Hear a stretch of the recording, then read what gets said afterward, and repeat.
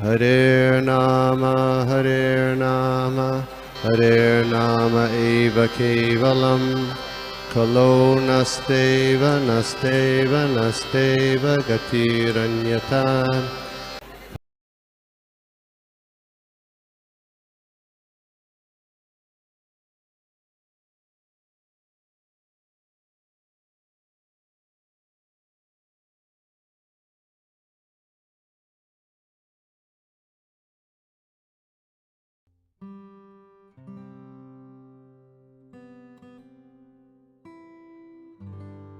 श्री कृष्णा, सर्वांचं स्वागत आहे आजच्या या मराठी भगवद्गीता सत्रामध्ये. तिथे आपण आज पाहणार आहोत तिसरा अध्यायाचे शेवटचे 3 श्लोक राहिलेत आपले.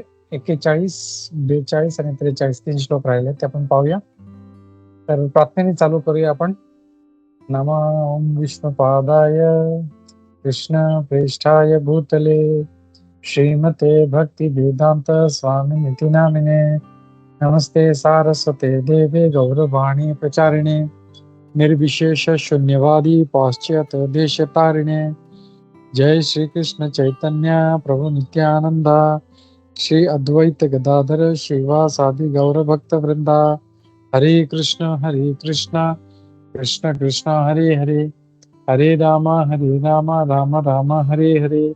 नाना शास्त्र विचारणे निपुण षड्धर्म संस्थापक लोकानां हितकारिणो त्रिभुवने मन्य शरण्या करो श्री राधा कृष्ण पदारविंद भजनानंदे नमतालिको वंदे रूप सनातनो रघुजुग श्री जीव गोपालको सर्वस्य चाहं हृदि सन्निविष्टो मत्तः स्मृतिर्ज्ञानम् अपोहनं च वेदिश्च सर्वैः अहमेव वेद्यो वेदान्त वेद विद्यो चाहम्.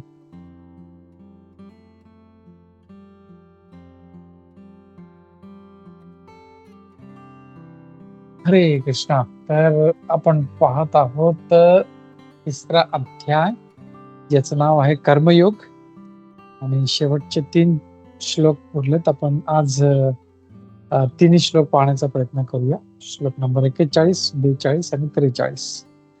तर शॉर्ट मध्ये जर पाहिलं तर जे शेवटच्या मागच्या सेशन मध्ये, त्याच्या आधीच्या सेशन मध्ये थीम कसं चालू, आधी भगवंतांनी पहिलं सांगितलं की अर्जुनाने प्रश्न विचारला की काय आहे असं ज्याच्यामुळे मी पाप कृत्य पण इच्छा नसतानाही करतो. तेव्हा भगवंतांनी सांगितलं काम आणि क्रोध जे रजो गुणातून उद्भवलंय त्याच्यामुळे आपण हे असं करतो, आणि ते आपल्याला पापमय कृत्यामध्ये लावतात.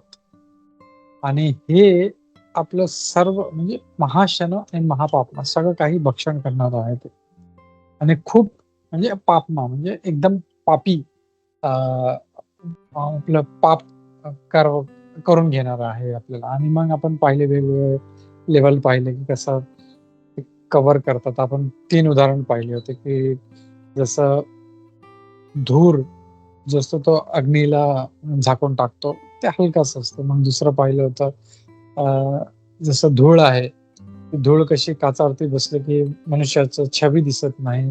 मग तिसरं आहे जसं गर्भने जो बालक आहे, अर्भक आहे, तर जसा आवृत्त होतं, काही दिसत नाही. तसं 3 उदाहरण पाहिले होते भगवान सांगतात. आणि दुसरं मग सांगितलं होतं की काम ही कधीच तृप्त होत नाही. काम वासना कधीही मनुष्य संतुष्ट होत नाही, आणि ती अग्नीसारखी पेटते, आपण पाहिलं होतं.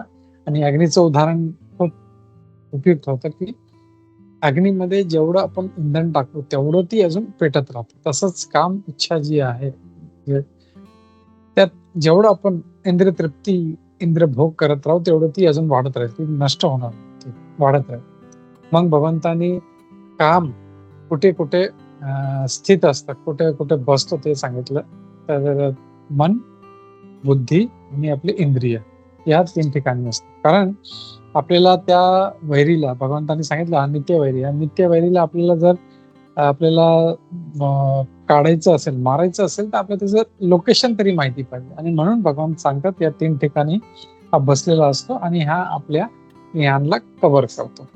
तर आजच्या श्लोक मध्ये पाहूया इथे भगवान ते काय म्हणत आहेत. मी श्लोक शेअर करतो. श्लोक नंबर 41. तस्मात् त्वं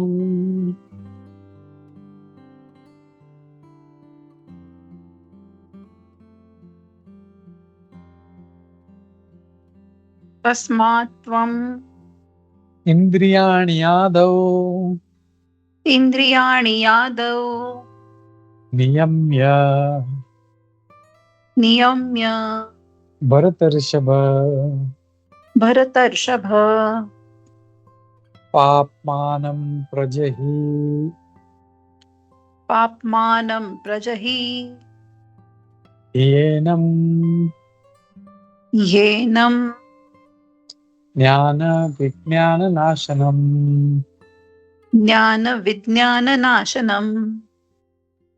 थँक्यू माता. मी परत एकदा पूर्ण श्लोक म्हणतो. तस्मात् त्वम् इंद्रियाणि आदौ नियम्य भरतर्षभ पाप्मानं प्रजहि येनं ज्ञान विज्ञान नाशनम. तर आज भगवान काय म्हणत आहेत की तस्मात् त्वम् इंद्रियाणि आदौ नियम्य. म्हणजे काय म्हणत आता भगवान त्यांनी ऍड्रेस तर देऊन टाकला वरीचा कुठे असतो. तर आता त्याला काय करायचं, जे जे आपले जे इंद्रिय आहेत त्याला तस्मात् इंद्रियाणि नियम्य, त्याला नियमित ठेव, म्हणजे त्याला कंट्रोल कर. तर आपण त्याचा अनुवाद पाहूया. म्हणून हे भरत ऋषभ अर्जुन, इंद्रियांचे नियमन करून पापाच्या या महाप्रतीकाचा काम प्रारंभीच निग्रह कर आणि आत्मसाक्षात्काराच्या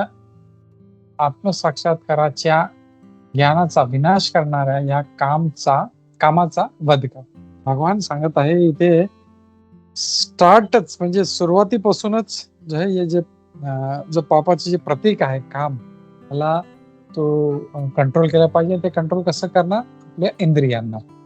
तर ऍड्रेस आपला दिला होता मन, बुद्धी आणि इंद्रिय. तर कोणी सांगू शकतं की भगवंतानी मनाला कंट्रोल करायला नाही सांगितला किंवा बुद्धीला कंट्रोल करायला नाही सांगितलं, इंद्रियांना कंट्रोल करायला का सांगत आहे इकडे? एनीबडी थिंक काय कारण आहे?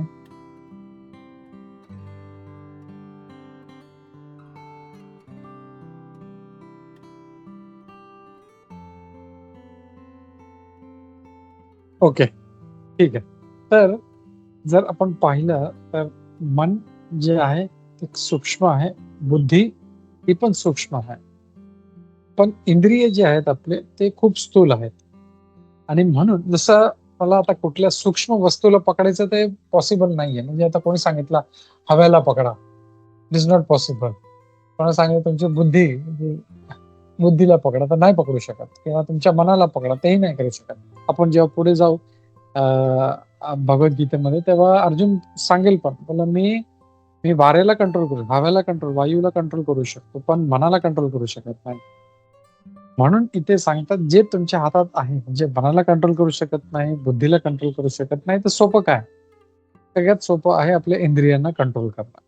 जसं मला काही वस्तू दिसली, तर सुंदर असेल किंवा काही खायची वस्तू असेल, तर लगेच त्याच्यावरून आपण कंट्रोल केला पाहिजे. नको बाबा, ही मला भरकटत नेत आहे, म्हणून मला ह्याच्या म्हणजे आपल्या डोळ्यांना संयम केला पाहिजे. आणि म्हणून तिथून किंवा हात काहीतरी चुकीचं काम करत असेल, त्याला कंट्रोल केलं पाहिजे. किंवा पाय जे आहे ते आपल्या चुकीच्या ठिकाणी नेत असेल, तर लगेच आपण त्यांना कंट्रोल करू शकतो. पण स्टार्ट जे आहे हे भगवान जे सांगत आहे नियमन करायचं, ते चालू होतं या इंद्रियांपासून. आणि म्हणून खूप महत्वाचं आहे की आपल्या इंद्रियांना लगेच जसं आपल्याला समजेल की हे वाईट गोष्टी कडे आपल्याला नेत आहेत किंवा हे चांगलं नाही आपल्यासाठी, तर लगेच त्यांना म्हणजे कान असू दे किंवा डोळे असू दे किंवा जे आपण इंद्रिय पाहिले, आपण जेवढे इंद्रिय आहेत त्यांना सर्वांना आपल्याला नियम केलं पाहिजे. आणि का? कारण हा जो महान प्रतीक आहे पापाचा, तो निग्रह केला पाहिजे. नाही तर काय करेल? तो आत्मसाक्षात्काराच्या ज्ञानाचा विनाश करणारा आहे हा. तर हे खूप महत्वाचं आहे की आपलं जे ज्ञान आहे किंवा आत्मसाक्षात्कार आहे त्याचा विनाश. आता आपण जर पाहिलं तर खूप लोक आहेत, पण किती लोक आध्यात्मिक मार्गावर चालतात? आपण जर पाहिलं पुरं वर्ल्डचं पॉप्युलेशन, त्याच्यामध्ये किती लोक भक्ती करतात? पुरं वर्ल्डचं जाऊ दे, इंडियामध्ये पण किती लोक आहेत? त्यातले परधर्मीय जर आपण सोडून दिले, जे फक्त जे सनातन धर्मातले किंवा हिंदू धर्मातले आहेत, त्यात पण फार कमी लोक आहेत जे भगवंताला मानतात, मंदिरात जातात, आणि ते पण फक्त त्यांच्या सोयीसाठी. त्यांना काहीतरी त्रास आहे म्हणून जातात. पण असे किती लोक आहेत जे प्रेमाने, त्यांचं काही काम नाहीये तरी पण अरे मला आज दर्शन करायचं, मला भगवंताची आठवण येत आहे म्हणून मला जायचं. अशी किती लोक आहेत. तर हे खूप एक कठीण मार्ग आहे, आणि म्हणून आपल्याला हा जो आत्मसाक्षात्कार जो नाश करत आहे, त्या कामचा आपल्याला वध करायचा आहे. तर म्हणून इथे भगवान कृष्ण सांगत आहे की या सर्वांचं नियमन केलं पाहिजे. हे आपण नियम करत नाही, आणि म्हणून लोक हे आत्मसाक्षात्काराकडे किंवा आध्यात्मिक मार्गावर ते कधी चालत नाहीत. एक कारण हे पण आहे. आणि जसं आपण पाहिलं तर इथे भगवान काय सांगत आहेत, तस्मात त्वम इंद्रियाणि आद, म्हणजे सुरुवातीपासूनच तू या आत्मसाक्षात्काराचा या जे इंद्रियांचा तो नियम कर. तर बरेचसे आता जे आपल्या इंडियामध्ये पण जर पाहिलं तर बरेचशे लोकांची मेंटॅलिटी काय असते, अरे यार चला थोडस आता काय भक्ती करायचं टाइम नाही, आता जरा म्हातारे झालो आपण, 60-70 वर्षाचे झालं की भक्ती करली, आता हे का माझं वय आहे का, आता मला मजा केली पाहिजे. पण भगवान काय सांगत आहे, तर सुरुवातीपासूनच. आणि आपण जर पाहिलं तर जे प्रल्हाद महाराज आहेत, प्रल्हाद महाराज पण श्रीमद भागवतम मध्ये सांगतात भक्ती कधी चालू केली पाहिजे. ते काय म्हणतात, खूप चांगला श्लोक आहे, इम्पॉर्टंट श्लोक. कौमारम आचरेत प्राज्ञो. तर ते काय म्हणतात की एकदम कुमार अवस्थापासून, म्हणजे जेव्हा बाळ असत, म्हणजे जेव्हा 6 वर्ष, कुमार अवस्था 6 का 7 वर्षापासून चालू होते, तेव्हापासून आपल्याला भक्ती करायला चालू केली पाहिजे. ते म्हणतात कौमारमाचरेत प्राज्ञो धर्मान भागवतान इह दुर्लभम मानुषम जन्म तदपि अध्रुवमर्थदम. तर हे प्रल्हाद महाराज ते एक लहान 6-7 वर्षाचं बाळ असतं, आणि त्यांना एवढं साक्षात करतात, आणि म्हणून ते आपल्याला उपदेश देत आहे की आपल्याला भक्ती कधी चालू केली आणि का चालू केली पाहिजे. हा जो मनुष्य जन्म आहे ते दुर्लभम मनुष्यम जन्म, हा जो मनुष्य जन्म तो खूप दुर्लभ आहे, आणि अध्रुवम म्हणजे टेम्पररी आहे. असं नाही की मी आज मनुष्य झालोय तर मी 1000, 2000, लाख वर्ष जगणार आहे, नाही. आपल्याला आयु दिलेली कलियुगामध्ये तसं सांगितलंय 100 वर्ष, पण आज तेवढी पण गॅरंटी राहिली नाही. कोणी 60-70 पर्यंत पोहोचलं, बस तेवढं पण मोठी गोष्ट आहे. पण आज आपले कर्माप्रमाणे, जसं प्रत्येक जी वस्तू असते त्याचं एक प्रोडक्शन डेट असते, एक एक्सपायरी डेट असते, तसं आपलं पण एक जन्मतिथी असते, एक मृत्यूची तिथी असते, जी आपल्याला माहित नसते. आणि ही आपल्या कर्माप्रमाणे कधी आहे, 60 वर्षांच्या आसपास आहे का 1 वर्षांनी आहे का 5 मिनिटांनी आहे, कोणालाच माहित नाही. हे फक्त दैव आहे त्याला माहिती आहे. जे यमराज आहे त्यांना माहिती आहे, भगवंतांना माहिती, आपल्याला काही माहिती नाही. आणि म्हणून प्रल्हाद महाराज सांगतात कौमारम आचरेत प्राज्ञो, वाट बघू नका तुम्ही आम्ही म्हातारे झाले की आम्ही भक्ती करूया, ते आपल्याला माहित. तर ही जी मेंटॅलिटी आहे की आम्ही म्हातारे झाल्यावर करूया आणि आता मजा करूया, ही मेंटॅलिटी काय येते, कॅन एनीबडी थिंक, म्हणजे विचार करू शकता असं का होतं, म्हणजे असं का प्रल्हाद महाराज सारखं का होत नाही, चला बाबा आपल्याला भक्ती केली पाहिजे, असं का विचार करतात की मी म्हातारा झालो की भक्ती करेन. ओके, तर ही जी एक मनोवृत्ती आहे, ही कसल्या लोकांमध्ये असते. एक पहिलं, ज्यांना इंद्रिय तृप्ती खूप आवडते आणि त्याच्यासाठी ते बाकी सर्व वस्तूंकडे दुर्लक्ष करतात.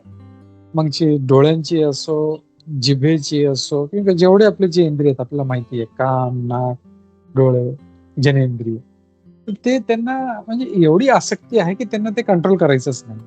आणि म्हणून ते त्यांना वाटतं की मी हे आरामशीर नंतरच करेन.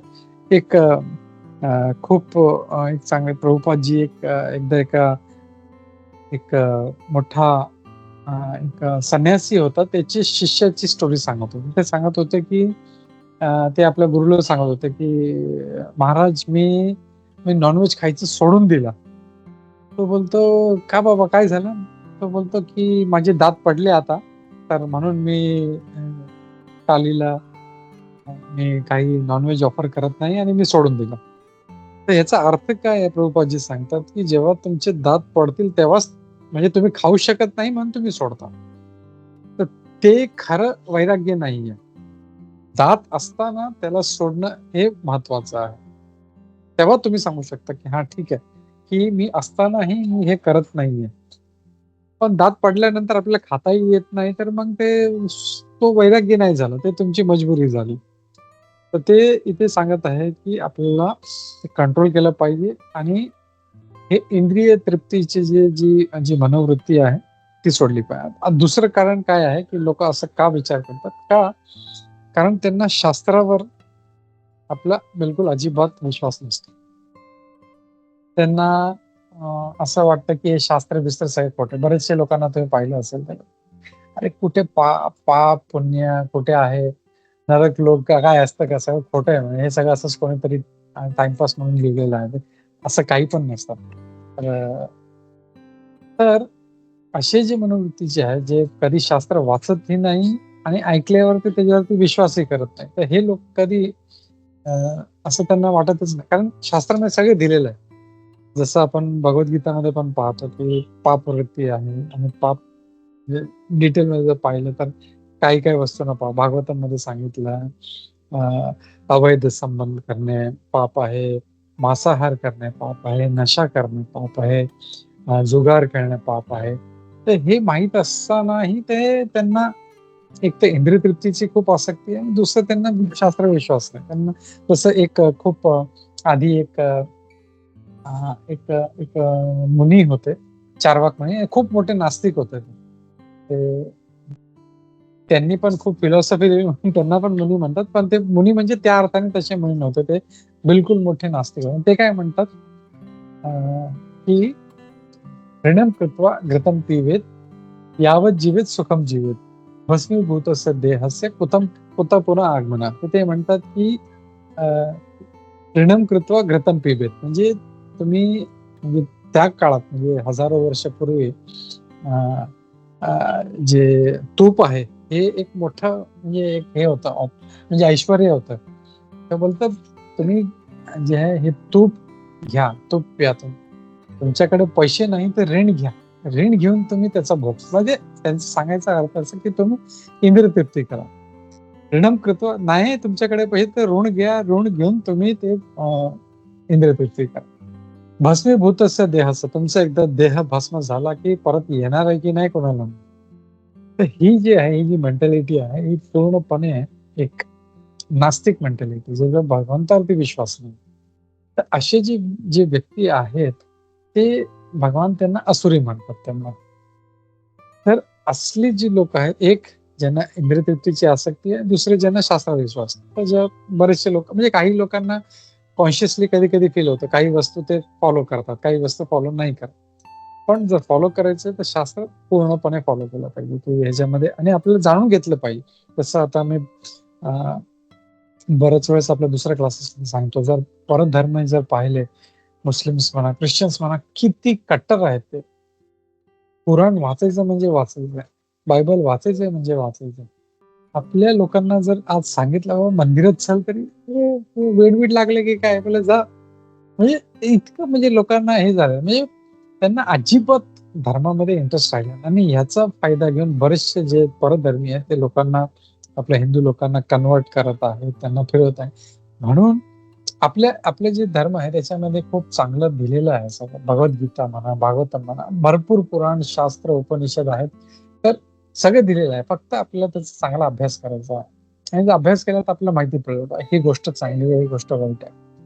आणि जर तसं केलं तर ऍटलिस्ट म्हणजे आपण पाप कृत्य करणार नाही. तर जर पाप कृत्य केलं नाही तर कोणी मोठा संन्यासी किंवा हे बनणार नाही. म्हणजे प्रभुपाद म्हणतात की आपण मनुष्य बनू, म्हणजे मनुष्याचं काय कार्य आहे, मनुष्य कशासाठी जन्मला आहे, ऍटलिस्ट त्या लेवलला आपण येऊ. आता आपण पशु जीवन जगत आहे. जेव्हा मनात आलं खाल्लं, हे पाहिजे ते खाल्लं, जे ते पाहिजे ते खाल्लं, जे जे पाहिजे ते आपण करतो. म्हणजे पशु कसं असतं, पशुची वृत्ती हीच असते, जेव्हा जे मनात येईल तेव्हा तो करतो, त्याला कोणी कंट्रोल करत नाही, त्याला कोणी काही सांगत नाही. पण मनुष्य असं नाही, ही इज व्हेरी, म्हणजे तो कंट्रोल्ड असतो की समाजामध्ये कसं राहायचंय, मला काय केलं पाहिजे, काय नाही केलं पाहिजे. He is very very conscious. आणि तोच जो मनुष्य आहे तो खरा मनुष्य. आणि फक्त मनुष्य नाही, आपल्याला अजून वरच्या मार्गावर जायचं, आपल्याला भक्ती करायची आहे. आणि हे जे 84 लाख, जसं प्रल्हाद महाराज बोलतात, दुर्लभम मानुषम जन्म. हा मनुष्य जन्म दुर्लभ आहे. का दुर्लभ आहे हे आपल्याला जाणलं पाहिजे. कारण हे भक्ती फक्त आपण मनुष्य जन्मामध्ये करू शकतो. बाकी कधी म्हणजे कुठल्याही पशुला किंवा पक्षीला किंवा कुठल्या झाडाला सांगितलं पक्षी तुम्ही भक्ती करा तर नाही करणार तो. पण मनुष्याला तेवढी बुद्धी देवाने दिलेली आहे की आपल्याला भक्ती करायची आहे. आणि म्हणून मनुष्य जन्म हा एवढं जे सांगतात की अमूल्य आहे, तर आपल्याला त्याचं हे शास्त्राचं ऐकलं पाहिजे. तर असा जो व्यक्ती असेल तो बराबर तो शास्त्र वाचेल पण, अभ्यास पण करेल आणि फॉलो पण करेल. तर म्हणून इथे खूप महत्वाचं आहे की आपलं जसं भगवद्गीता प्रत्येक व्यक्तीने ही वाचलीच पाहिजे. आणि भगवान कृष्ण काय उपदेश देत आहेत ते त्यांना समजलं पाहिजे, वाचलं पाहिजे, त्याचा अभ्यास केला पाहिजे आणि जीवनात त्याला अप्लाय पण केलं पाहिजे. हे खूप महत्वाचं आहे. तर इथे सांगत आहेत की आपल्याला आपल्या इंद्रियांना संयम केलं पाहिजे, तर ऍटलिस्ट आपण मनुष्य बनू. तर हे इथे भगवान या श्लोकामध्ये इथे सांगत आहेत. तर पुढे इथे सांगतात प्रभुपादजी तात्पर्यामध्ये सांगतात की 2 गोष्टी सांगितल्या, ज्ञान आणि विज्ञान. तर ज्ञान म्हणजे हे जाणून घेणं की मी कोण आहे, भगवान कोण आहे, आपण आत्मा आहोत आणि तो परमात्मा आहे. आणि आपण आपलं जे पोझिशन जर आहे ते म्हणजे मी वेगळा आहे म्हणजे भगवंतापासून, तर त्याला ज्ञान म्हणतात. आणि विज्ञान म्हणजे माझी स्थिती काय आहे, मी भगवंतांचा दास आहे. जीवेर स्वरूप आहे कृष्णेर नित्यदास, मी भगवंतांचा दास आहे. आणि ही पोझिशन जाणून घेतली तर आपण त्याला विज्ञान म्हणतो. जसं इथे प्रभुपाद तात्पर्यामध्ये खूप चांगला एक श्रीमद भागवतमचा श्लोक कोट करतात. 2 स्कंदच्या 9व्या अध्यायाचा श्लोक नंबर 31. ज्ञानम परम गुह्यम मे यद्विज्ञान समन्वितम सरहस्यम तदंगम च ग्रहाण गदितम मया. त्याच्यामध्ये काय सांगितलं, हे जे ज्ञान आहे भगवंताबद्दल आणि स्वतःबद्दल हे खूप रहस्यमय आहे आणि मिस्टिरियस, म्हणजे हे खूप अद्भुत आहे, म्हणजे न समजण्यासारखं, म्हणजे आश्चर्य वाटेल. हे एकदम आश्चर्यजनक गोष्ट आहे. हे ज्ञान जे आहे ते खूप आश्चर्यजनक आहे आणि खूप गुह्य आहे. पण असं जे ज्ञान आहे ते आपण फक्त भगवंताच्या ग्रहण गदितमया, म्हणजे भगवानचे जे वेगवेगळे जे त्यांचे काय म्हणतात तथ्य आहेत, जे आस्पेक्ट्स आहेत, त्यानेच आपण समजू शकतो. तर हे खूप महत्वाचं आहे की आपण जाणलं पाहिजे. आणि भले जे पूर्ण शास्त्र, भरपूर शास्त्र आहेत आपलं, त्यातले ऍटलिस्ट भगवद्गीता तरी बेसिक, म्हणजे हे खूप बेसिक ज्ञान आहे. असं सांगितलं जातं की व्यासदेवजींनी जे फार अल्पबुद्धी, जे कमी बुद्धीवाले होते त्यांच्यासाठी भगवद्गीता, जे महाभारत आहे, महाभारत त्यांच्यासाठी लिहिली होती. कारण it was like a story form, एक स्टोरी आहे. म्हणजे असं जसं आपण दुसरे जे शास्त्र पाहिले, उपनिषद पाहिले, तर त्यात इतके श्लोक इतके कठीण आहेत की त्याचा अर्थ समजत नाही. आणि म्हणून व्यासदेवजींनी त्याच रूपांतर करून महाभारत लिहिलं आणि त्या स्टोरीमध्ये त्यांना सांगितलं. आणि भगवद्गीता जो आहे त्या महाभारताचा एक लहानसा हिस्सा. आय थिंक महाभारतामध्ये जवळजवळ 1 लाख श्लोक आहेत आणि ह्यातले फक्त जे 700 श्लोक आहेत ते भगवद्गीता. बाकीचं पूर्ण अराउंड 99 लॅक्स जे काय बॅलन्स वगैरे ते दॅट इज महाभारत. तर खूप महत्वाचं आहे की ऍटलिस्ट बेसिक जी भगवद्गीता आहे, जे अल्पबुद्धीवाले आज त्याच्यासाठी पण इतकं म्हणजे तो कॉम्प्लिकेटेड वाटतो की लोकांना समजत नाही. आणि म्हणून प्रभुपादजींनी खूप म्हणजे एकदम विस्तार करून त्याचे शब्दार्थ फोडून फोडून वेगळे त्यांना समजवलंय. त्याचं अनुवाद दिलेला आहे. प्रत्येक भाषेमध्ये अनुवाद दिला. त्याचं तात्पर्य दिलेलं आहे. तर इतकं इझी झालेलं आहे. तर आपल्याला फक्त वाचन करायचं बस. ती एक आपल्याला सवय जी आहे ती वाचनाची आपल्याला लावली पाहिजे. आणि ते जर आपण केलं तर आपल्याला त्याचं वाचन भरपूर लोक करतात. हॅरी पॉटर माहित नाही कुठले कुठले जे आहे ते जे लेखक आहेत त्यांची पुस्तकं वाच. पण ते ज्ञान असं नाही की ते उपयोगाचं नाही, पण ते ज्ञान एकदा शरीर सुटलं की संपलं.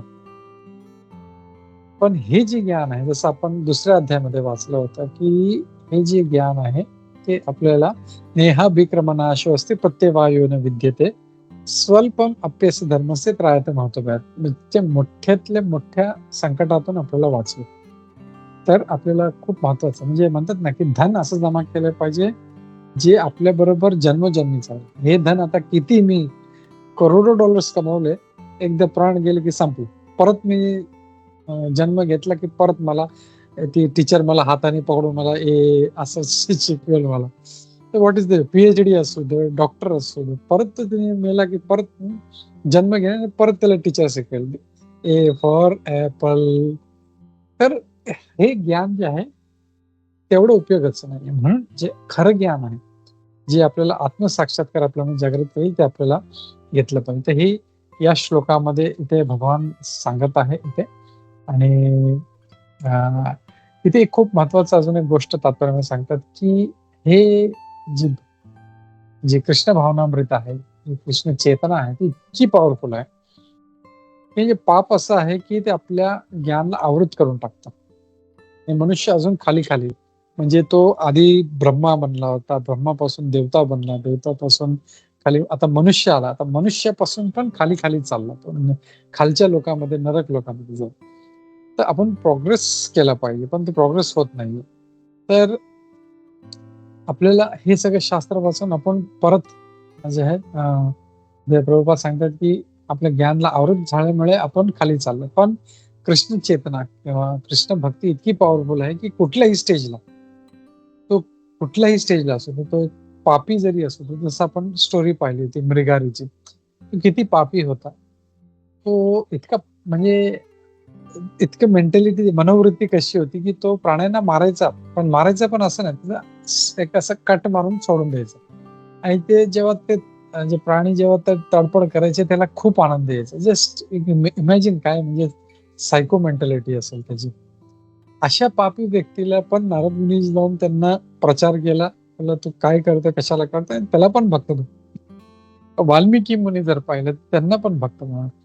तर कुठल्याही स्टेजमध्ये कितीही माणूस खाली असला, कृष्ण भक्ती जे आहे, आपण जे हे जे महामंत्र म्हणतो, हरे कृष्णा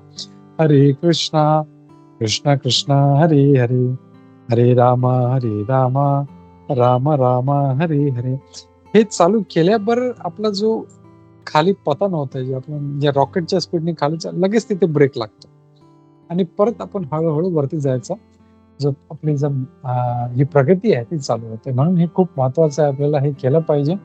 हे या श्लोकमध्ये सांगितलं आहे. पुढच्या श्लोकमध्ये आपण पाहूया, श्लोक नंबर 42. इथे भगवान आता आपल्याला सिक्वेन्स सांगत आहे की काय कुठे आहे, ते इंद्रिय कुठे आहे, बुद्धी कुठे आहे. मी शेअर करतो.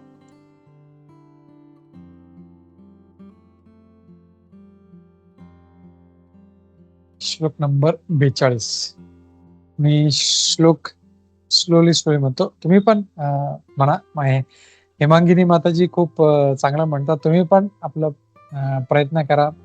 नसेल जमत ऍटलिस्ट म्यूट करून ऍटलिस्ट मागे मागे म्हणण्याचा प्रयत्न करा.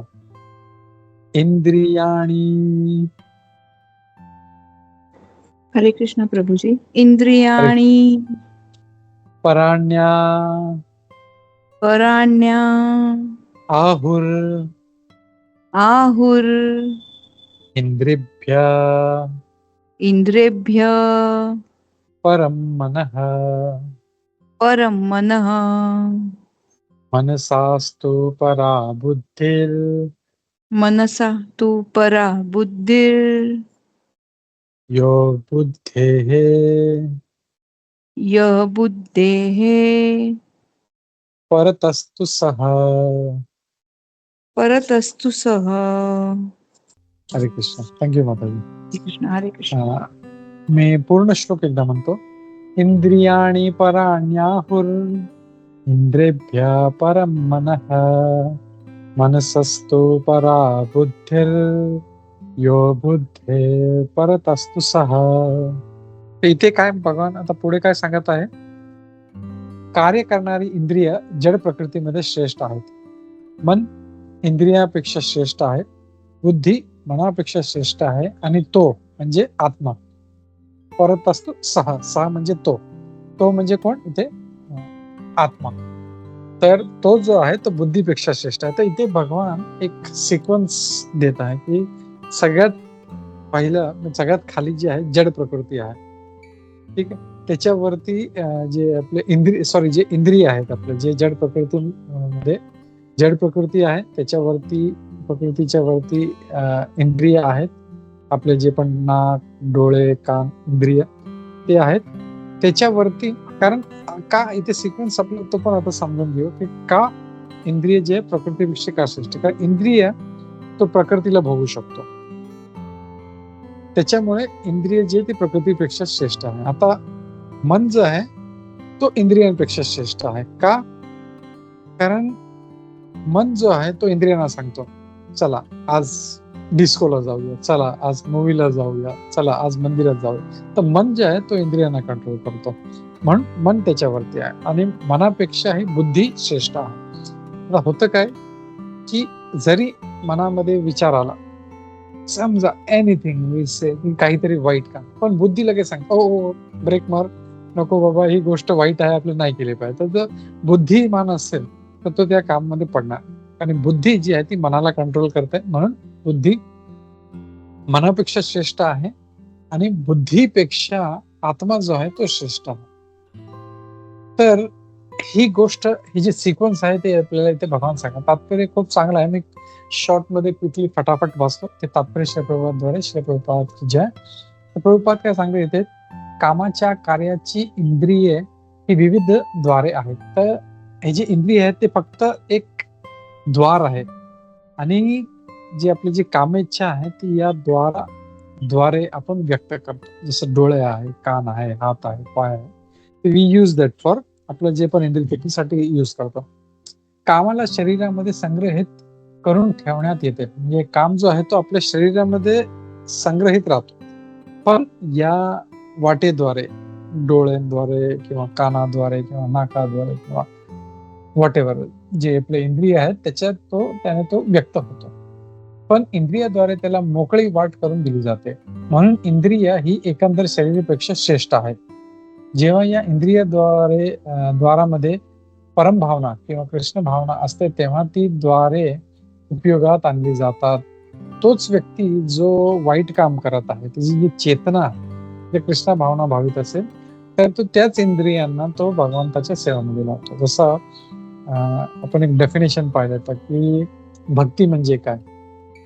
ऋषिकेन ऋषिकेश सेवनम भक्तीर उच्चते. म्हणजे इंद्रियांचे जे स्वामी आहेत ऋषिक म्हणजे इंद्रिय ऋषिकेश इंद्रियाचे जे स्वामी आहे त्यांची सेवा करणं ही भक्ती आहे. तर जो व्यक्ती भावना भावित कृष्ण भावना भावित असेल तो ऑटोमॅटिकली त्याची जी इंद्रिय संयमित असतील आणि तो त्याचा चांगला उपयोग करतो. कृष्ण भावनामध्ये आत्मा भगवंताशी प्रत्यक्ष संबंध प्रस्थापित करतो. म्हणून या ठिकाणी वर्णन केलेल्या क्रमिक शारीरिक क्रियांचा अंत शेवटी परमात्म्यामध्ये होतो. आणि ते जर व्यवस्थित जर असेल हा जो क्रम आता होतो काय आपला क्रम चुकलेला. आपण सर्वात वरती आत्मा आहे. आत्म्याच्या खाली बुद्धी आहे. बुद्धीच्या खाली मन आहे आणि मनाच्या खाली हे इंद्रिय आहे. आपण काय इंद्रियांना आणि मनालाच एवढी सूट दिली आहे तेच सगळे कंट्रोल करतात. जसं मागच्या वेळेस पण मी सांगतो की आपण भगवद्गीतामध्ये पाहिलं फोटो तर त्याच्यामध्ये एक खूप चांगला पिक्चर पेंटिंग आहे. त्याच्यामध्ये कसं जे आपला आत्मा जो आहे तो रथामध्ये बसलेला आहे आणि इंद्रियांचे जे घोडे आहे ते कसं मनुष्याला घेऊन जातात, तर तसं नाही झालं पाहिजे. तर इंद्रियांना आणि मनाला कंट्रोल देऊ नका.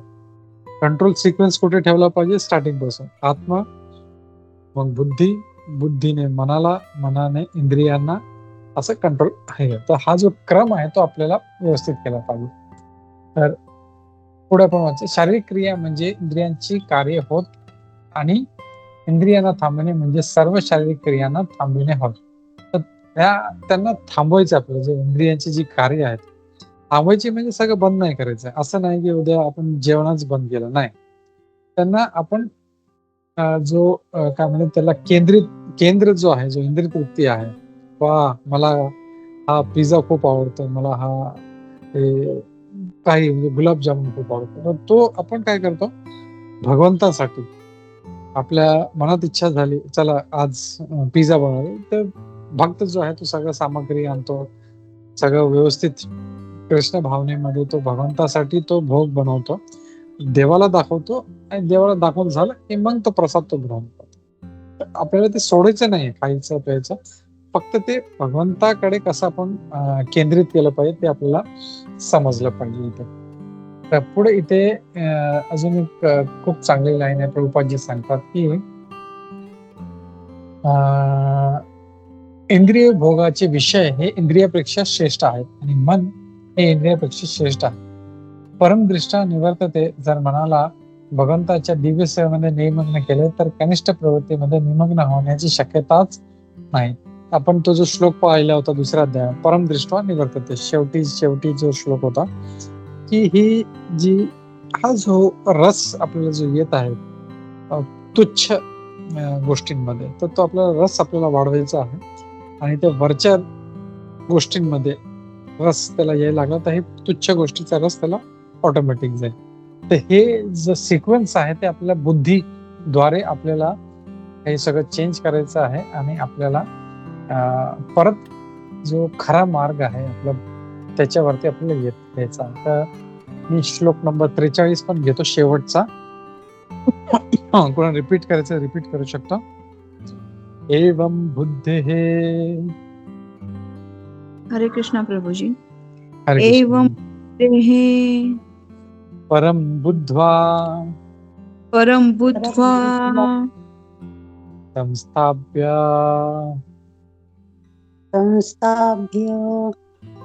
आत्मानं आत्मना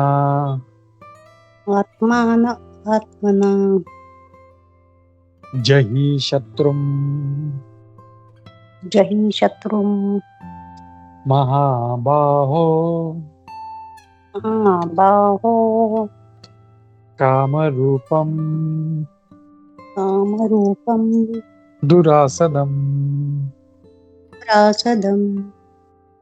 हरे कृष्ण. धन्यवाद. मी पूर्ण हरे श्लोक एकदा परत म्हणतो. एवं बुद्धेः परम बुद्ध्वा संस्तभ्य आत्मानं आत्मना जहि शत्रुं महाबाहो कामरूप दुरासदम्. तर या श्लोकमध्ये आता भगवान काय म्हणत आहे, आपण त्याचा अनुवाद पाहूया. याप्रमाणे आपण स्वतः भौतिक इंद्रिय, मन आणि बुद्धी यांच्यापेक्षा श्रेष्ठ आहोत असे जाणून हे महाभाव अर्जुन, मनुष्याने विचारपूर्वक आध्यात्मिक बुद्धीद्वारे म्हणजे कृष्ण भावनाद्वारे मनाला स्थिर केले पाहिजे आणि याप्रमाणे आध्यात्मिक शक्तीद्वारे या कामरूपी अतृप्त शत्रूवर विजय प्राप्त केला पाहिजे. तर शेवटचा श्लोक मध्ये भगवान काय सांगत आहे, तर हे सांगत आहे की आपल्याला आपण श्रेष्ठ आहोत. आपण म्हणजे कोण? आपण पाहिलं होतं, आपण म्हणजे आत्मा. आपण हे शरीर नाही. आपण जी चूक करतो की या शरीरालाच आपण आत्मा समजतो, ती चुकीचं. आता कोणाला विचारलं तुम्ही कोण, तो आता जे त्याचं जे शारीरिक उपाधी आहे त्याच्याबद्दल सांगा, मी भारतीय आहे, मी स्त्री आहे, मी पुरुष आहे.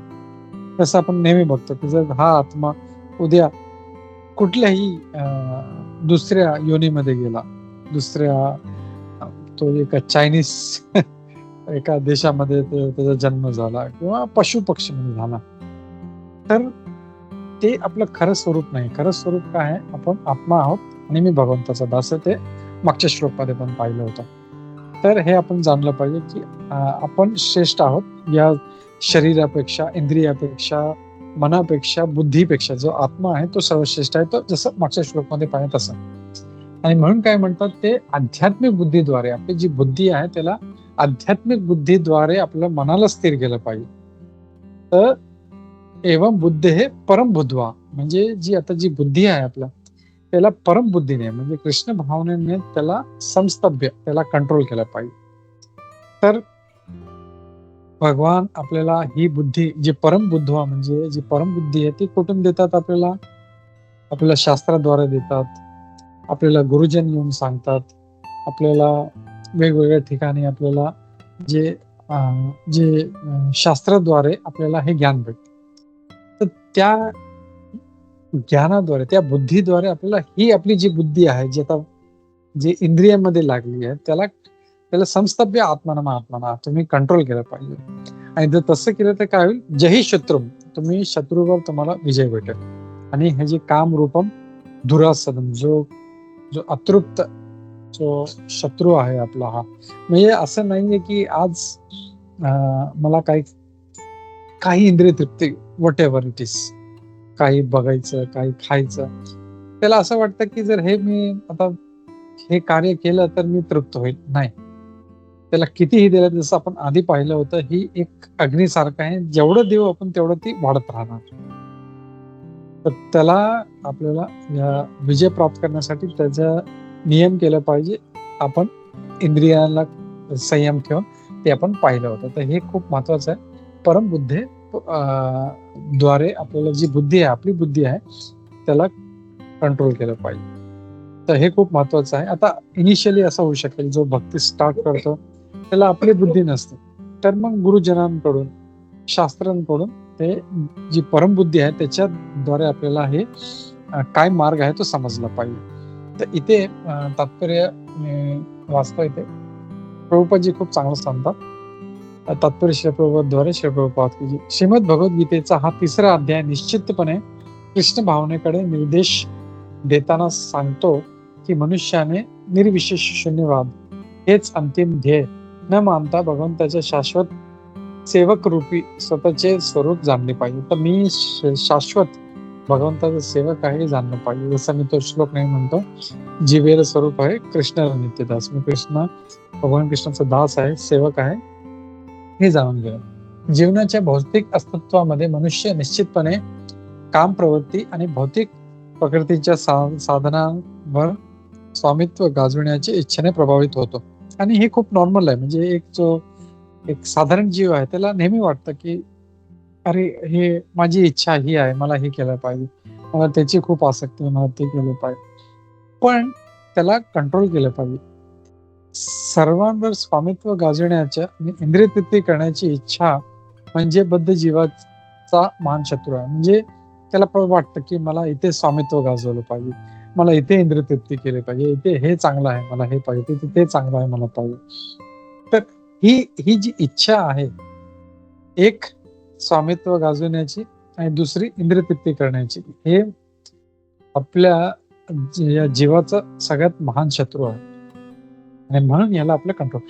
उदाहरण कोणाला वाटेल कसं, तर उदाहरण आपण रावणाला पाहू शकतो. रावण जो होता, किती त्याच्यामध्ये हे दोन्ही जी क्वालिटीज होते, स्वामित्व गाजवण्याची, त्यांनी जेवढे ग्रह होते, इव्हन म्हणतात की शनी जो ग्रह आहे तो इतका भयानक आहे की तो कुणाला पण दाबून ठेवतो. म्हणजे इतका, म्हणजे लोक घाबरतात, शनिदेव म्हणजे खूप घाबरतात. पण रावण इतका पॉवरफुल होता की त्यांनी शनीला आपल्या पायाखाली ठेवलं होतं. तो जिथे बसायचा आसनावर, या पायाखाली ते जसं लोक एक छोटासा स्टूल किंवा काही, तसं त्यांनी शनीला ठेवलं होतं. जस्ट इमॅजिन तो किती पॉवरफुल होता. तर प्रत्येक गोष्टीवर त्याला स्वामित्व पाहिजे. जसं एकदा तो एका नदीमध्ये कुठली तरी, मला नाव आठवत नाही, मोठी नदी होती, त्याच्यात तो आपल्या स्त्रियांबरोबर तो आंघोळ करत होता. अचानक पाणी सगळं बंद झालं. त्याला आश्चर्य वाटलं, हे पाणी गेलं कुठे अचानक. तर तो मागे गेला, तो बोलला मी बघून येतो काय आहे. आणि जेव्हा मागे गेला तेव्हा बघितलं तिथे जे सहस्त्रार्जुन जो होता, त्यांनी आपल्या 1000 हातांनी सगळं त्या पाणीला थांबवून ठेवलं होतं. तर लगेच त्याच्यामध्ये हे झालं, अरे ह्यानी कसं थांबवलं आणि लगेच त्याला आपलं जे शौर्य होतं ते दाखवायचं, त्याच्यावर युद्ध केलं आणि एवढा मार खाल्ला रावणाने, पळून गेला तिथे. तर असा जो एक इगोइस्टिक किंवा जो अभिमानी जो व्यक्ती आहे, तो नेहमी जो आहे तो असे कार्य करतो. आणि इंद्रिय तृप्ती, दुसरं त्याला इंद्रिय तृप्ती. तर रावणाला जर पाहिलं तर त्याचे म्हणजे इतका तो लंपट होता की स्वतःच्या सुनेला, जी रंभा होती, त्याचे जो भाव आहे यक्ष कुबेरजी, त्याचा मुलगा नलकुबर, त्याची बायको रंभा, तिला पण नाही सोडलं, तिचं पण रेप केलं त्यांनी. तर त्याने श्राप दिला त्या नलकुबरनी. बोलला, मी तुला श्राप देतो, बोला आजपासून तू कुठल्याही स्त्रीला हात लावशील, तुझं मस्तक तिकडेच म्हणजे विस्फोट होईल त्याचा. तो म्हणून तो खूप घाबरायचा तो, म्हणजे त्याच्यानंतर तो खूप म्हणजे केअरफुल राहिला. पण त्याला वाटलं म्हणजे एवढा हे नव्हतं, पण बोलला की भरोसा नाही बाबा, त्याचा श्राप लागला मला आणि काय झालं तर ही वॉज व्हेरी केअरफुल. तर स्वामित्व गाजवणे आणि इंद्रिय तृप्ती करणे, हे दोन वस्तू जे खूप आपले शत्रू आहेत. आणि आपण पाहिलं रावणाचं शेवटी या दोन्ही क्वालिटीजमुळे त्याचा शेवटी त्याला भगवानच्या हाताने त्याचा तो मरण पावला. तसं आपल्याला नाही केलं पाहिजे आणि एक्झॅक्ट जो आपला जो मार्ग आहे शास्त्राने दाखवला त्याच्यावर चाललं पाहिजे. तर हे उपदेश आपल्याला भगवान इथे देत आहेत. तर मी थांबतो इथे आणि कोणाचं काही प्रश्न असतील, काही डाऊट, शंका असतील आपण घेऊ शकतो. हरे कृष्णा. भगवद्गीता यथारूप की जय, श्रील प्रभुपाद की जय, इस्कॉन गुरु वृंद की जय. हरे कृष्णा.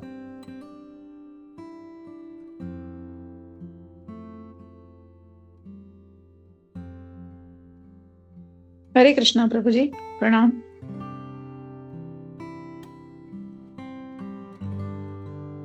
हरे कृष्णा प्रभुजी, खूपच सुंदर. आपण जे काही आजच्या या जीवनामध्ये बघतो आपल्या कलियुगातल्या, तर शास्त्रांमध्ये आता तुम्ही जसं रावणाचं उदाहरण दिलं, तर ते ऑलरेडी तसं घटना किंवा तशी उदाहरणं शास्त्रामध्ये खूप सारी आलेली आहेत. चांगलीही आहेत, आपल्याला लेसन देणारी पण आहेत, त्याच्यातून शिकवण देणारी. पण ती ज्याचे तुम्ही त्या श्लोकांना तुम्ही कनेक्ट करता प्रभूजी, त्याच्यामुळे समजायला खूप ते सोपं होतं. त्यामुळे थँक्यू सो मच प्रभूजी. हरे कृष्ण. थँक्यू माता. खूप छान एक्सप्लेनेशन करता प्रभूजी. हरे कृष्ण. तर हे कसं आहे ना माहिती, हे श्लोक तर आहेत, पण श्लोक मध्ये फक्त फिलॉसॉफी दिली ना की मग ते लोकांना डोक्यात जात. म्हणून थोडं जरा स्टोरी कनेक्ट केलाय ना की मग लगेच अरे हा असं खूप म्हणजे ते एक मनात बसतं की श्लोकाचा अर्थ काय होतं, कसं असतं ते. म्हणून मी करतो ते. हरे कृष्ण. हेच अर्चना माताजी. हरे कृष्ण. नाही, हरे कृष्णा. तेच हेमांगिनी माताजी बोलला तेच की खूप छान एक्सप्लेन केलं. पण कधी कधी काय असा प्रश्न पडतो की प्रत्येक वेळेस की आता इस्कॉनच का बाबा, बाकी का नाही. तसं फॉर एक्झाम्पल आज माझ्या मुलीने गाडी घेतली, मग गाडी घेऊन इस्कॉनलाच का जायचं, गणपतीच्या मंदिरात का नाही बरं जायचं. हे असे सगळे जे प्रश्न आहेत त्याला उत्तर देताना थोडस हे होत. हरे कृष्ण. काय होतं की खूप चांगला प्रश्न आहे मुलीचा. तर हे काय येतं, कारण जसं आपण आता या श्लोक मध्ये पाहिलं की जो सिक्वेन्स आहे, आत्मा आहे, आत्म्याच्या खाली बुद्धी, बुद्धीच्या खाली मन आहे, मनच्या खाली मग इंद्रिय आहेत, इंद्रियाच्या खाली प्रकृती आहे. हा सिक्वेन्स माहित नसतो. आता लोकांना आज जर कोणालाही विचारलं आपण देव कोणी सांगू शकणार, कन्फ्युज. शिवजी पण आहे, गणपती पण आहे, काली पण आहे, दुर्गा पण आहे, पार्वती पण आहे. तर त्यांना हे आता काली, दुर्गा, पार्वती, सती हे सगळं एकच आहेत, फक्त वेगवेगळे रूप. ते पण माहित नाही. ते म्हणतात आम्ही कालीला मानतो, मग बोलतो आम्ही पार्वतीला मानतो, एक म्हणतो आम्ही सतीला मानतो.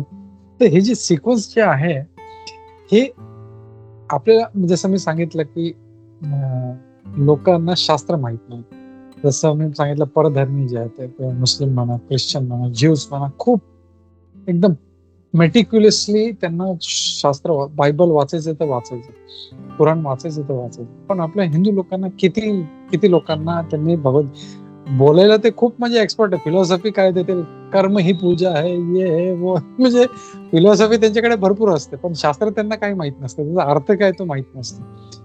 आणि शास्त्रांमध्ये क्लिअरली दिलेले सिक्वेन्स, जसं एक आजचं जर उदाहरण पाहिलं आपण तर आपलं प्रत्येक देशामध्ये प्रेसिडेंट असतो, प्रेसिडेंटच्या खाली प्राईम मिनिस्टर असतं, प्राईम मिनिस्टरच्या खाली मग सगळे वेगवेगळे कॅबिनेट मिनिस्टर्स असतात आणि त्यांच्या खाली मग वेगळे MLA आणि त्यांच्या खाली मग काम करणार. हे तर नो डाऊट जसे सगळे आहेत, गणपती बाप्पा आहे, शिवजी आहे, पण ते काय म्हणतात आपल्याला ऐकलं पाहिजे. त्यांना म्हणजे त्यांचं काही ऐकायचं नसतं. मला हे आवडतं. जसं मी आता जर उद्या एका म्युन्सिपल ऑफिसमध्ये किंवा BMC ऑफिसमध्ये गेलो आणि कुठला एक अधिकारी मला आवडला, अरे वा खूप चांगला दिसतो, तर मी त्याच्याच मागे लागेल. त्याच्या वरती कोण ऑफिसर आहे, त्याचा मॅनेजर कोण आहे, त्याचा मॅनेजर कोण आहे, मला काही नाही, मला हाच पाहिजे. पण ते काय म्हणतात, गणपती बाप्पा स्वतः जर आपण पाहिलं तर ब्रह्मसंहितामध्ये दिलेलं आहे की ते स्वतः त्यांची जी विघ्न हरण्याची जी क्षमता आहे ती कुठून येते. नरसिंहदेवचे जे चरण आहेत ते आपले जे टस्क आहेत, आपले जे दात आहे, दंत, त्याच्यावरती ठेवतात आणि त्यांना प्रार्थना करतात. नरसिंहदेव कोण आहे? भगवान कृष्ण, भगवान विष्णू, त्यांच्याकडून घेतात. मग ब्रह्माजी पण ब्रह्मसंहिता म्हणतात, काय म्हणतात ते, ईश्वर परम कृष्ण सच्चिदानंद विग्रह अनादिर आदिर गोविंद सर्व कारण कारणम. ब्रह्माजी जे स्वतः रचयिता आहेत ते काय म्हणतात, ईश्वर भरपूर आहेत. जसं माझ्या घरामध्ये मी ईश्वर आहे, हे करा ते करा, पण मी ऑफिसला गेलो सकाळी की माझा बॉस मला कंट्रोल करतो. आणि तसं जर आपण सिक्वेन्स पाहिलं, त्याचा मॅनेजर आहे, त्याचा CEO आहे, त्याचा मालक आहे, आणि असं जर वरती जर गेलो तर सगळ्यात मोठे ब्रह्माजी म्हणतात की ईश्वर परम कोण आहेत, ते कृष्ण हेच आहेत भगवान. आणि शिवजी पण हेच म्हणतात. शिवजीचं पण आपण जर पाहिलं तर शिवजी काय म्हणतात की मुक्तिदाता प्रदेशाम विष्णुरेव न संशय. शिवजी पण काय म्हणतात, मुक्ती कोणीच देऊ शकत नाही, मी पण देऊ शकत नाही. मुक्तिदाता प्रदेशाम विष्णुरेव न संशय, फक्त विष्णूच देऊ शकतात, ह्यात काही संशय नाही. तुम्ही भक्ती कुणाची करू शकता. असं नाही की आम्ही इस्कॉनवाले, असं नाही की आम्ही गणपती बाप्पाला मानत नाही का शिवजीला, त्यांना पण प्रणाम करतो, पण आम्हाला माहिती आहे गणेशजी पण आहेत, गणपती बाप्पा आहेत, किंवा शिवजी आहेत, किंवा दुर्गा आहेत, किंवा पार्वती आहे, ते पूजनीय आहे, वंदनीय आहे. आम्ही त्यांना खूप रिस्पेक्ट करतो. आम्ही म्हणजे वैष्णव आहे किंवा इस्कॉन मध्ये सांगितलंय, एका जी मुंगी असते तिला पण आदर दिला पाहिजे, कारण तिच्यात पण जीव आहे, तिच्यामध्ये पण परमात्मा. तर हे तर खूप मोठी देवी देवता आहे, तर मी त्यांचा निरादर कधी करत नाही, पण मी पूजा पण करतो. माझ्या घरामध्ये पण गणपती बाप्पा आहेत, शिवजी आहेत, पण त्यांचं पोझिशन काय मला माहिती नाही. आणि त्याच्याप्रमाणे त्यांना जसं जो एक प्राईम मिनिस्टर आला त्याला काय रिस्पेक्ट देतो आपण, आणि एक जो BMC ऑफिस मधला जो कार्यकर्ता आहे त्याला काय रिस्पेक्ट देतो, त्याच्यामध्ये फरक आहे. तो जेव्हा फरक समजेल आपल्याला, तेव्हा आपल्याला माहिती पडेल की इस्कॉनच का किंवा कृष्णच का. हे आपल्याला शास्त्र माहित नाही म्हणून आपल्याला एक आपल्या मनात जे येतं म्हणून करतो आपण.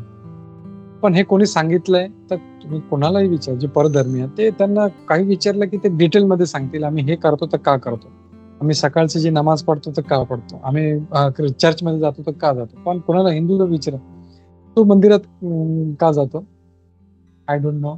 देव कोण आहे, आय डोंट नो. का हे एवढं अज्ञानता का आहे, कारण ते शास्त्र वाचत नाही, they don't read the scriptures. फक्त मी बोलतो, हे आपली जी भगवद्गीता आहे मराठी, जशी आहे तशी, हे फक्त ह्याच्यामध्ये पूर्ण भगवद्गीतेचा सार दिलेला आहे, बाकी काही शास्त्र वाचायची गरज नाही. सिंपल ही भगवद्गीता जर आपण वाचली, त्याच्यामध्ये पूर्ण शास्त्र जे आहे आपले 108 उपनिषद आहेत, 18 पुराण आहे, महाभारत, हे ते सगळ्यांचं सार प्रभुपादजींनी असं ना एक छोटस कॅप्सूल बनवून त्याच्यामध्ये एक गोळी खाल्ली, आपलं सगळं काम होऊन जाईल. तर ह्याला चांगलं अध्ययन केलं पाहिजे. फक्त वाचायचं म्हणजे चांगलं अध्ययन केलं तर आपल्याला हे सगळे जे क्षुल्लक डाऊट्स आहे हे कधी येणार नाही. भगवंतांमध्ये कधी डाऊट, ब्रह्माजीला डाऊट नाही, शिवजीला डाऊट नाही, गणपती बाप्पाला डाऊट नाही. आता जसं गणपती बाप्पाचा विषय निघाला तर भगवद्गीता कोणी लिहिली, कोणी सांगू शकतो मला? महाभारत कोणी लिहिलं? श्री गणेश त्याच श्री मुलीने गणेशजी. सांगितलं. व्यासदेवजींनी सांगितली, पण जे स्टेनोग्राफर होते ते गणपती बाप्पा होते. व्यासदेवजींना लिहायची होती, तर ते बोलले की मला एक स्टेनोग्राफर म्हणजे लिहणारा पाहिजे. तर त्यांनी गणपती बाप्पाला सांगितलं. तर गणपती बाप्पा बोलले ठीक आहे, मी लिहेन. पण गणपती बाप्पा आपल्याला माहिती आहे, ही इज व्हेरी स्मार्ट, एकदम चतुर आहे. बोलला की तुम्ही जिथे थांबला मी पेन ठेवेल खाली, मी निघून जाईल. तर व्यासदेवजीने पण बोलला मला पूजा करायची आहे, संध्या करायची आहे, गायत्री करायची बाबा, हा तर मला बिझी ठेवेल, मला हा खूप चतुर आहे. तर ते पण काय करायचे, कधी त्यांना जायचं असेल ना, तर एक खूप जबरदस्त एक असा श्लोक सांगायचे त्यांना, आणि मग ते विचार करायचे गणपती याचा अर्थ काय मला माहित नाही, आणि ते आपलं सगळं करून यायचे. बोललं झालं, समजलं? बोलतं नाही समजलं. मग व्यासदेवजी सांगायचे बाबा या श्लोकचा अर्थ असा आहे. तर भगवद्गीतामध्ये प्रत्येक तुम्ही जर पहिल्या श्लोकामध्ये भगवान बोलतात, मी ईश्वर आहे, माझ्या सर्व धर्मान परित्यज्य माम एकम शरणम व्रज, माझ्या शरणमध्ये या तुम्ही. तर गणपती बाप्पाने हे खूप क्लिअरली समजलेलं आणि मग लिहिलेलं आहे त्यांनी. तो इमिडिएटली बोलू शकता, no no no no no, sorry असं नाही, तुम्ही चुकीचं बोलताय, मी श्रेष्ठ आहे, नाही माझे वडील शिवजी हे श्रेष्ठ आहे किंवा पार्वती श्रेष्ठ नाही. त्याला काही डाऊट नाही, त्यांनी लगेच समजलं आणि त्यांनी लिहिलं. आपण हे आपले जे मतलब शास्त्र अज्ञान असल्यामुळे आपण हे असं शंका म्हणतो.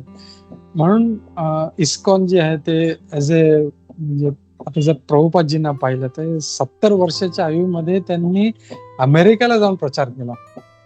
आपल्या भारतीय लोकांना सांगितलं तरी ते काय ऐकत नाही, पण तिकडे जिथे कोणीच म्हणजे काय घेणे देणंच नाही आहे इंडियन लोकांशी, इंडियन कल्चरशी, वैदिक कल्चरशी, त्यांना जाऊन त्यांनी भक्त बनवलं. तर विचार करू शकतो की प्रभुपादजींना किती त्रास झाला असेल. आज मला कोणाला हिंदूला किंवा कोणाला सांगायचं असेल बाबा हे असं कर, तो मला 1000 प्रश्न विचारतो, मग त्याला सांगावं लागतं हे असं याच्यामुळे हे होतं, याच्यामुळे येत आहे. तर जे टोटली नॉन रिलेटेड कल्चर मधले आहेत, युरोपियन्स आहेत किंवा वेस्टर्नर्स आहेत, आज पाहिलं तर इस्कॉन मध्ये इव्हन मुस्लिम्स भरपूर आहेत, ज्यूस भरपूर आहेत, ख्रिश्चन्स भरपूर आहेत. का? त्यांना समजलं शास्त्र काय. तर ते काय येतात कारण त्यांनी शास्त्र समजलं व्यवस्थित. प्रभुपादजींचं जे स्क्रिप्चर्स आहे, जे बुक्स आहेत, ते खूप चांगलं स्टडी केलं आणि म्हणून त्यांचा विश्वास पटला, हा बाबा दिस इज द राईट प्लेस, आणि म्हणून ते तिकडे जातात.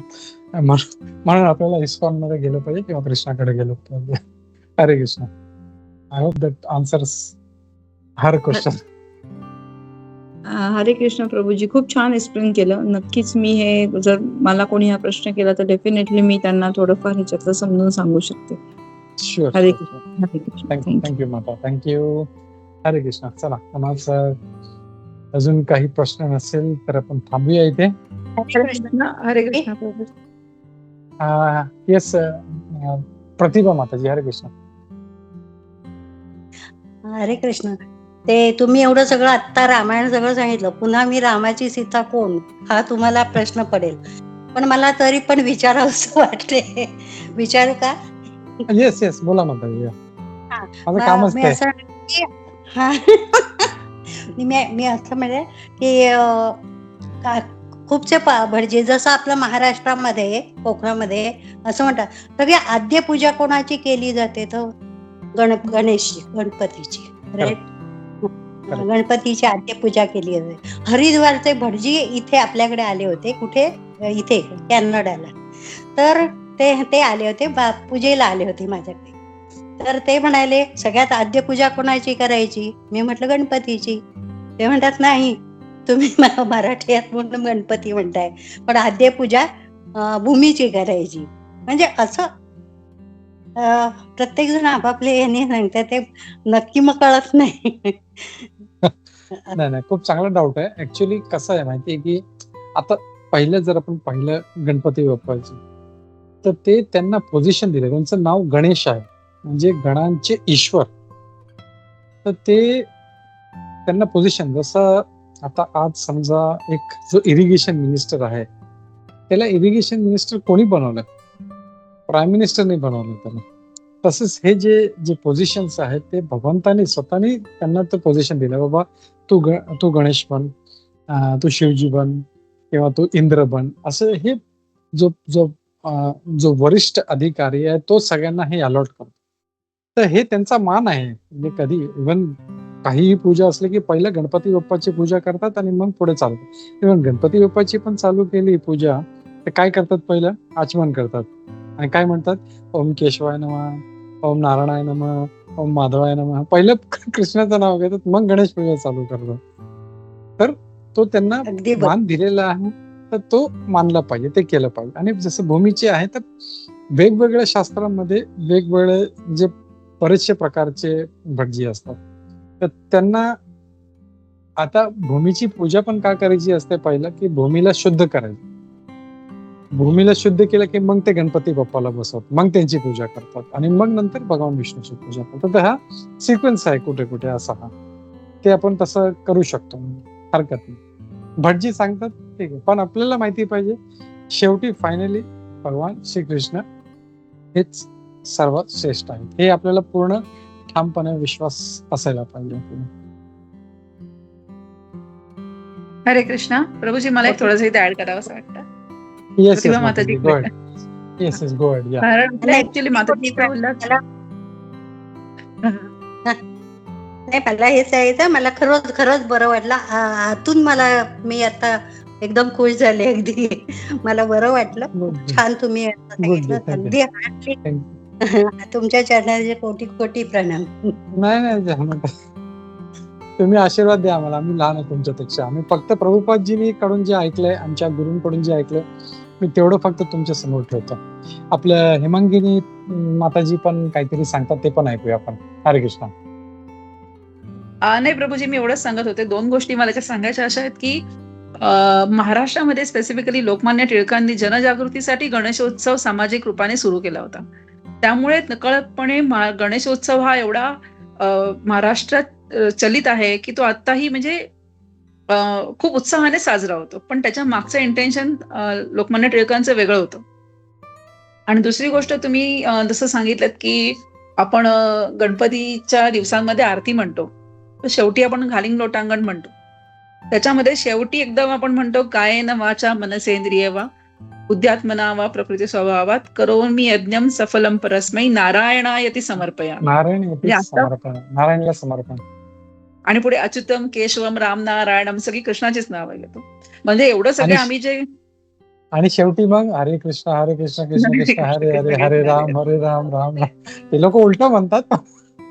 ऍक्च्युली तो पण मंत्र आहे, पण आपण खरा मंत्र म्हणजे ऍक्च्युली जो कलियुगासाठी जो मंत्र आहे आपण तो म्हणतो. त्याच्यामध्ये पण जर पाहिलं तर हरे राम राम राम हरे हरे हरे, तेच म्हणतात ते, तेच म्हणतात.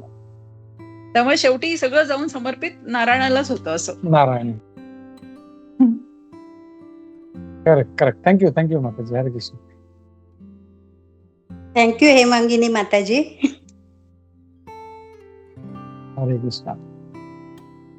हरे कृष्ण. ठीक आहे.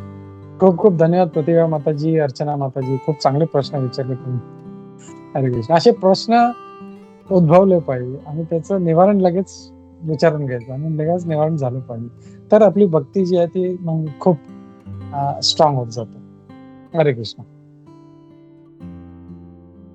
ठीक आहे, चला आपण थांबूया इथे आणि पुढच्या गुरुवारी भेटूया. आपण आता हा जो कर्मयोग जो 3रा अध्याय तो संपला. आता ज्ञान कर्म संन्यास योग, आता जो किंवा दिव्य ज्ञान जो 4था अध्याय आहे तो चालू होणार आहे. खूप इंटरेस्टिंग, म्हणजे आता पण थोडस जरा फिलॉसॉफिकल होतं, पण 3ऱ्या अध्यायामध्ये मध्ये थोडस सेक्शन होतं जिथे थोडस फिलॉसॉफी आहे, पण तो पण खूप चांगला अध्याय आहे. तो आपण पुढच्या गुरुवारपासून चालू करू. हरे कृष्ण. श्री भगवद्गीता यथारूप की जय, श्री प्रभुपाद की जय, इस्कॉन गुरुवृंद की जय. हरे कृष्ण. वंशा कल्पतरुभ्यश्च कृपा सिन्धुभ्येव च पतितानां पावनेभ्यो वैष्णवेभ्यो नमो नमः. अनंत कोटी वैष्णववृंद की जय. हरे कृष्ण. खूप धन्यवाद सर्वांना.